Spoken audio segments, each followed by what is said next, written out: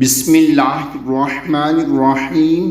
رسول اللہ صلی اللہ علیہ وآلہ وسلم نے ارشاد فرمایا، مصیبت سے بچنے اور نقصان پورا کرنے کی دعائیں۔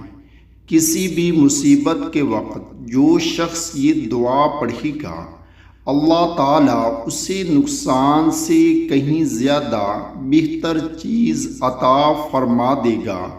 اِنَّ لِلَّهِ وَإِنَّا إِلَيْهِ راجعون۔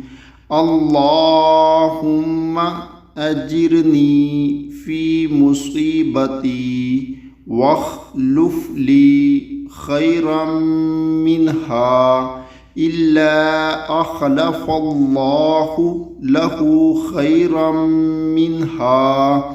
یہ دعا صبح و شام تین مرتبہ پڑھنے سے آدمی ہر نقصان سے بچ جاتا ہے۔ بسم اللہ الذی لا یضر مع اسمہ شیء فی الارض ولا فی السماء وہو السمیع العلیم۔